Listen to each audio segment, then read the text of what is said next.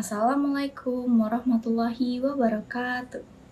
Halo teman-teman semuanya, perkenalkan nama saya Zahwa Dewi Irawan dengan nomor absen 19.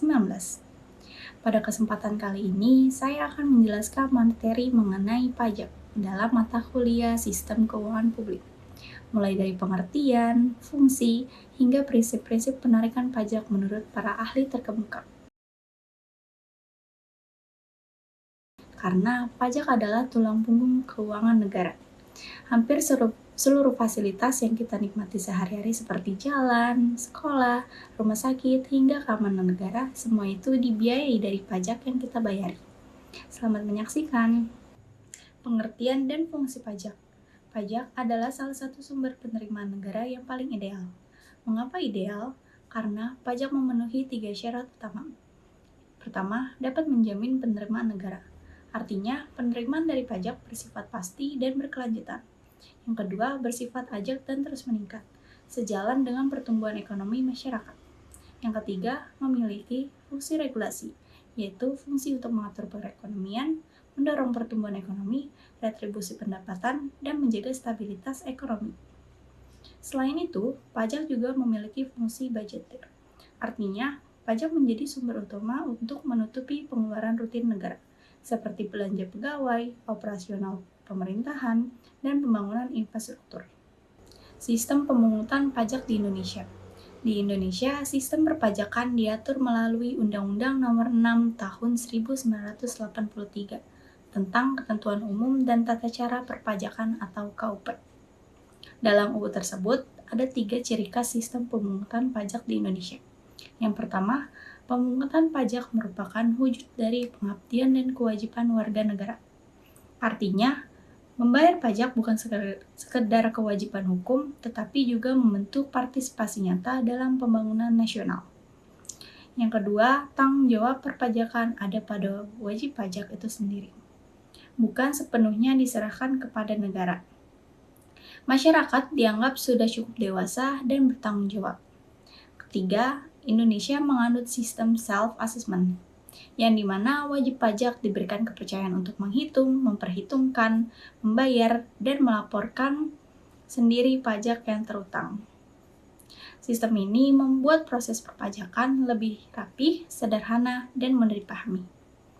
Meskipun begitu, hasil perhitungan wajib pajak tetap bisa diverifikasi oleh petugas pajak atau Fiskus dalam jangka waktu tertentu hingga sebagai mekanisme pengawasan.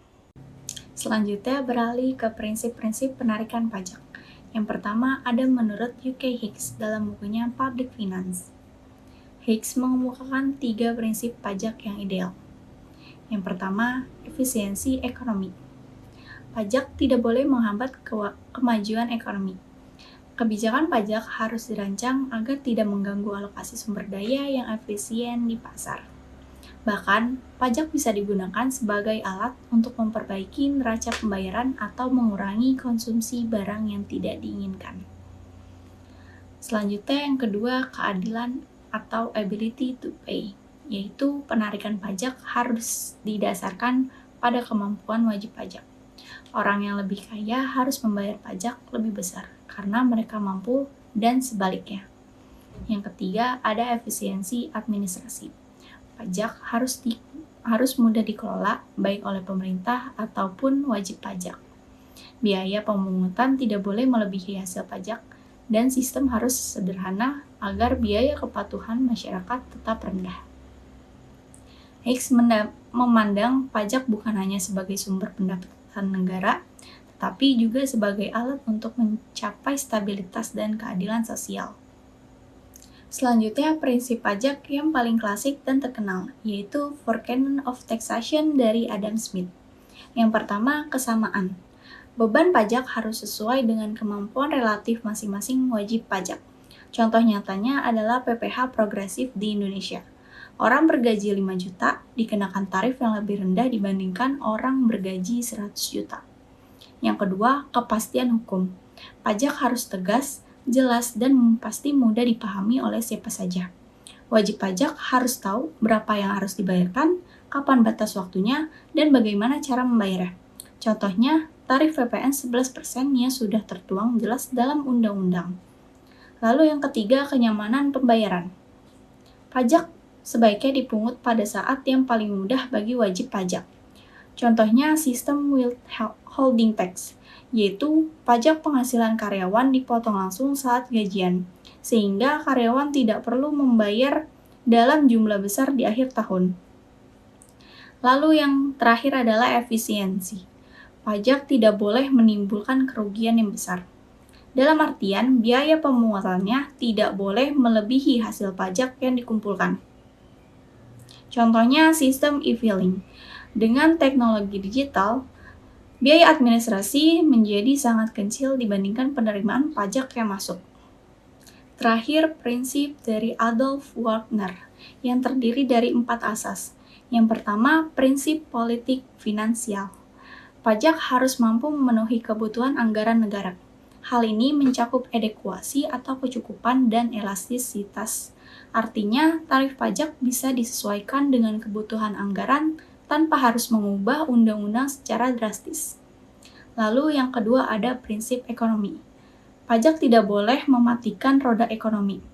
Pemerintah harus memilih sumber pajak yang tepat dan mempertimbangkan dampaknya terhadap daya beli masyarakat. Lalu yang ketiga ada prinsip keadilan. Bagi Wagner, pajak adalah alat retribusi kekayaan. Pajak harus dikenakan kepada semua orang yang memenuhi syarat dan beban pajak disesuaikan dengan kemampuan ekonomi masing-masing. Lalu yang keempat ada prinsip administrasi. Aturan pajak harus jelas. Pembayaran dilakukan pada waktu yang tepat dan biaya pemungutannya harus seminimal mungkin. Kesimpulannya adalah pajak bukan sekedar kewajiban, melainkan instrumen penting dalam membangun negara.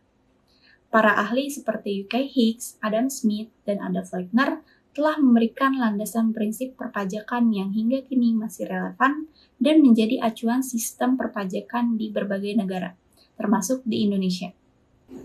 Dengan memahami prinsip-prinsip ini, kita bisa lebih sadar akan peran kita sebagai wajib pajak yang bertanggung jawab. Terima kasih sudah menonton video ini, semoga materinya bermanfaat, dan sampai jumpa di video berikutnya.